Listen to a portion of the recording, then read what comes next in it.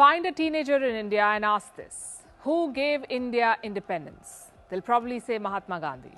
Also ask them, how did India get independence? They'll probably say non-violence.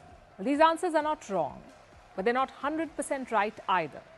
India's independence was the result of many things: hundreds of characters, multiple ideologies, and of course, some rub of the green. To say non-violence gave us freedom is an oversimplification, one of many in our history. Almost 8 decades have passed since those events, but even today, things are hazy. Many questions remain unanswered. Some questions are too uncomfortable to raise. Doesn't mean we shy away from raising them. Questioning our past is a sign of a mature and evolving democracy. So that's what we are doing, looking at 4 questions from India's independence movement.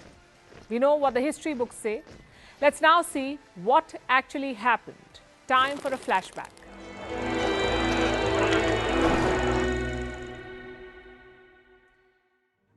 Question number 1 is probably the most divisive. What made Britain leave India? Gandhi's non-violence or Subhash Chandra Bose's army? Both men had a different strategy. Gandhi used non-violence to launch the Quit India movement in 1942. The next year, Bose revived the Indian National Army. The difference was clear. Gandhi asked Britain to quit India. Bose said, "I will make them quit." Who succeeded in the end? Well, in 1944, Gandhi offered Britain a choice. He said, "We will stop the civil disobedience, but on one condition: give us immediate independence." Lord Wavell was the viceroy then. He completely rejected the offer. He said it wasn't even a starting point for a discussion. Bose, though, had more success. His Indian National Army lost the Second World War. He himself died in 1945. But what happened next galvanized India. From the late 1945, soldiers of the Indian National Army were put on trial. They had fought for Imperial Japan. Now Britain wanted revenge. It was the worst possible plan. All of India united in support of the INA soldiers. Servicemen elsewhere took inspiration from them. During the trials, a massive naval mutiny broke out in Mumbai. Almost 20,000 sailors and 78 ships were involved. Similar revolts happened in Chennai and Pune. Riots broke out in Karachi and Kolkata. The British were shaken. They could handle civil disobedience with the army. But if the army itself revolted, they were helpless. Dr. B.R. Ambedkar realized this. This is what he said in 1955. "I think the British had come to the conclusion that if they were to rule India, the only basis on which they would rule was the maintenance of the British army." Just one problem, though. The British army was devastated by 1946. They lost 384,000 soldiers in the Second World War. They were £21 billion in debt. So using British troops to hold on to India was out of the question. They neither had the manpower nor the money. So what did they do? They packed up and left. India wasn't the only country to benefit this way. Britain left Jordan in 1946, Myanmar in 1948, Ceylon or Sri Lanka in 1948, Palestine also in 1948. So the global trend was decolonization. The only question is, what accelerated it?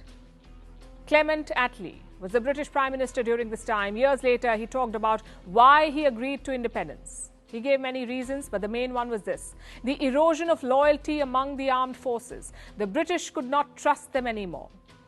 So their best option was to leave. Now, full disclosure, Attlee's comments were not made in public. He said what he did during a private chat with Justice P.B. Chakrabarti. He was the acting governor of West Bengal.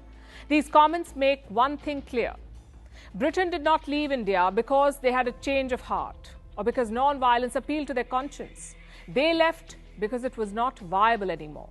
They had no means to control India's 300 million restive population. Now let's move to question number 2. Why did Gandhi oppose Bose's politics? It's clear that he did. Gandhi tried to stop Bose's election as Congress president in 1939. When Bose won, Gandhi called it a personal defeat. Once again, it was ideology. Bose wanted swift independence. He feared that Gandhi would settle for something less, maybe dominion status. These differences led to a rivalry. Gandhi does not come out well in this episode. Historians have called him, quote-unquote, petty and given to machinations. Bose's radical tactics got him arrested. But in 1941, he fled British India. He began rallying for independence abroad. The idea was pretty simple. Your enemy's enemy is your friend. Using that logic, he reached out to Nazi Germany and Imperial Japan. The British were livid. They called Bose a collaborator.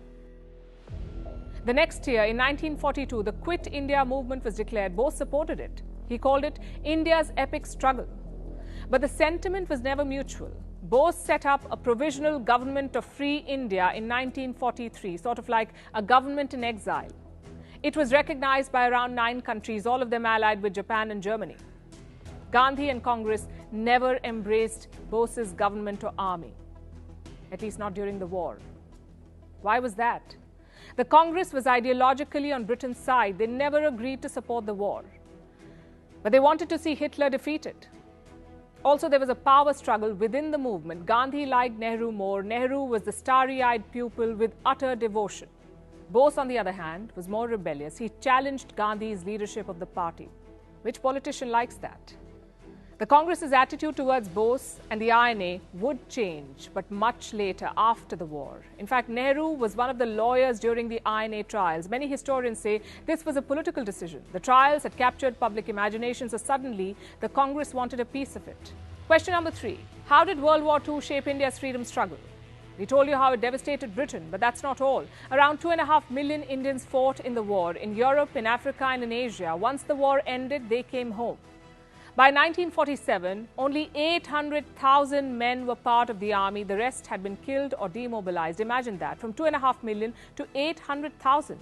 We're talking about highly trained fighters here. Many of them joined self-defense units and volunteer groups. They trained their fellow Indians. But service abroad also meant one thing. These soldiers were exposed to new ideas, things like liberty, freedom, democracy. They had fought in the trenches for someone else's rights. So once back home, they began to think, what about our rights? This led to a bigger push towards independence. Even Bose's army was made up of these soldiers. Thousands of them had served in Southeast Asia. Japan defeated and jailed them. These prisoners of war became the core of the Indian National Army. And now we come to the final question. How did Jawaharlal Nehru become India's first Prime Minister? Was his election unanimous? Well, far from it. In 1946, the Congress held an internal election. It was time to choose the next president. He or she would also be India's interim Prime Minister. So the stakes were high. Gandhi's pick was clear from the beginning. He wanted Nehru to take charge. And why was that?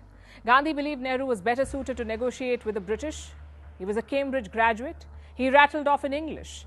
Plus, he was better known abroad. But Nehru needed support from the party's state committees. Only then could he be elected. He had challengers too, the likes of Sardar Patel and Acharya Kripalani. Do you know what the results were? 12 out of the 15 state committees nominated Patel, 3 of them abstained. So none of them nominated Jawaharlal Nehru. Gandhi broke this news to his protege. Apparently, there was stunned silence from the other side. Nehru was never going to be number 2. So Gandhi asked Sardar Patel to withdraw from the race. For whatever reasons he did. Patel was considered a good administrator, also a people's leader. He was very close to the grassroots. Yet, it was Nehru who became the first Prime Minister. The rest, as they say, is history, or at least one version of it. Nehru would go on to become India's longest-serving Prime Minister. Patel died in 1950. The idea behind this episode is a bit complicated, but the gist is this. History is not always about right or wrong. Historical figures are not always heroes and villains. They're humans like us, imperfect people who did what they thought was right. Did Bose and Gandhi not see eye to eye? Well, yes. But it was Bose who first called Gandhi the father of India. It was Gandhi who called Bose a patriot of patriots. They disagreed on ideology, but one thing united them, their dream of an independent India. We often forget that our freedom fighters were also politicians. They were ambitious. They looked out for their career, and sometimes they sabotaged each other. It is important that we accept and embrace every part of our freedom struggle, the violent, the non-violent, and the indifferent.